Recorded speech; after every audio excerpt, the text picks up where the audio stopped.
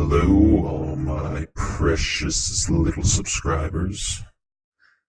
Tonight we will be reading Edgar Allan Poe's The Raven, and I hope you enjoy. Once upon a midnight dreary, while I pondered, weak and weary, over many a quaint and curious volume of forgotten lore, while I nodded, nearly napping, suddenly there came a tapping, as of some one gently rapping at my chamber door. "'Tis some visitor," I muttered, tapping at my chamber door, only this and nothing more. Ah, distinctly I remember it was in the bleak December, and each separate dying ember wrought in ghosts upon the floor. Eagerly I wished the morrow, vainly I had sought to borrow from my books decrease of sorrow, sorrow for the lost Lenore, for the rare and radiant maiden whom the angels name Lenore, nameless here forevermore. And the silken, sad, uncertain rustling of each purple curtain thrilled me, filled me with fantastic terrors never felt before. So that now, to still the beating of my heart, I stood repeating, "'Tis some visitor entreating entrance at my chamber door. Some late visitor entreating entrance at my chamber door. This it is and nothing more." Presently my soul grew stronger, hesitating then no longer. "Sir," said I, "or madam, truly your forgiveness I implore.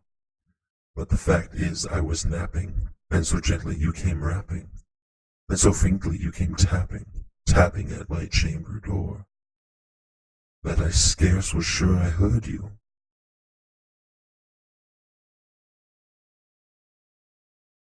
Deep into the darkness peering long I stood there wondering, fearing, doubting, dreaming dreams no mortal ever dared to dream before. But the silence was unbroken, and the stillness gave no token, and the only word there spoken was the whispered word, "Lenore." This I whispered, and echo murmured back the word, "Lenore." Merely this and nothing more. Back into the chamber turning, all my soul within me burning. Soon again I heard a tapping, somewhat louder than before. "Surely," said I, "surely that is something at my window lattice. Let me see, then, what threat is, then this mystery explore. Let my heart be still a moment, and this mystery explore. 'Tis the wind, and nothing more." Open here I flung the shutter, when with many a flirt and flutter, and there stepped a stately raven of the saintly days of yore.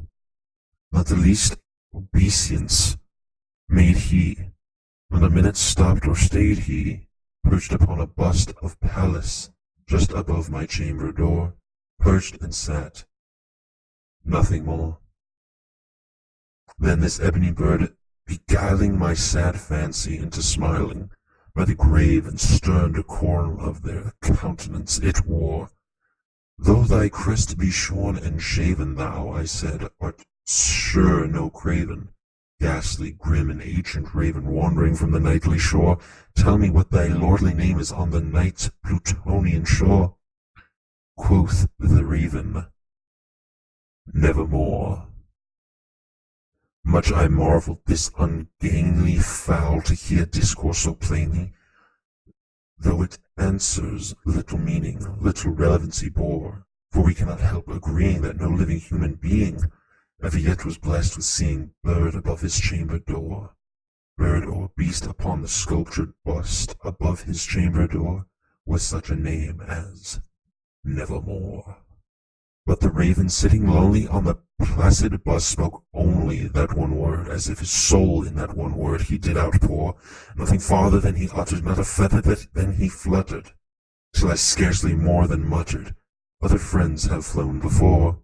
On the morrow he will leave me, as my hopes have flown before." Then the bird said, "Nevermore."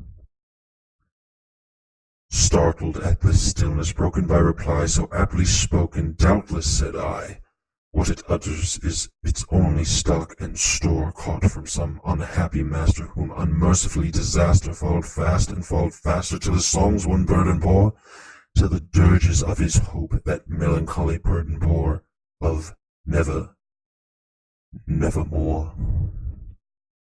But the raven, still beguiling all my fancy into smiling, straight I wheeled a cushioned seat in front of bird, and bust and door. Then upon the velvet sinking, I betook myself to linking fancy unto fancy, thinking what this ominous bird of yore, what this grim, ungainly, ghastly, gaunt, and ominous bird of yore meant in croaking, nevermore.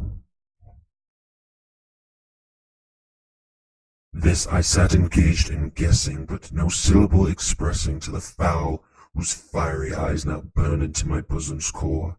This and more I sat divining, with my head at ease reclining on the cushion's velvet lining, the lamplight gloated o'er, but whose velvet, violet lining with the lamplight gloating o'er, she saw fresh, nevermore. Then methought the air grew denser, perfumed from an unseen censer, swung by seraphim whose footfalls tinkled on the tufted floor. Wretch, I cried, thy God hath lent thee, by these angels he hath sent thee, respite, respite, and nepenthe from thy memories of Lenore. Quaff, oh quaff this kind nepenthe, and forget this lost Lenore. Quoth thy raven, nevermore.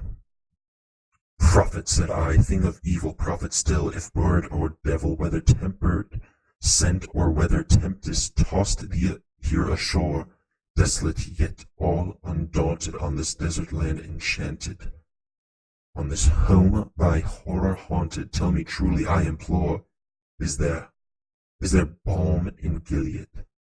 Tell me, I implore, quoth the raven, nevermore.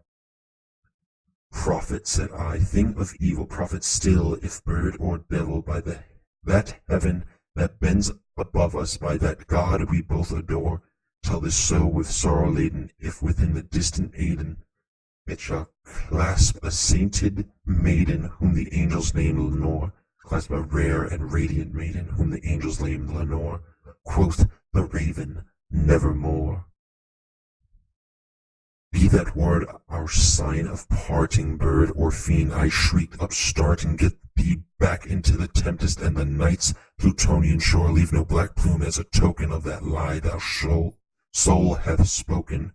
Leave my loneliness unbroken, quit the bust above my door, take thy beak from out my heart, and take thy from off my door. Quoth the raven, nevermore.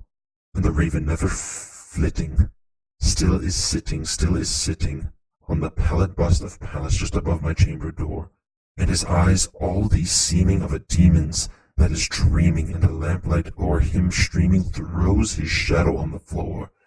Then my soul, from out that shadow that lies floating on the floor, shall be lifted nevermore.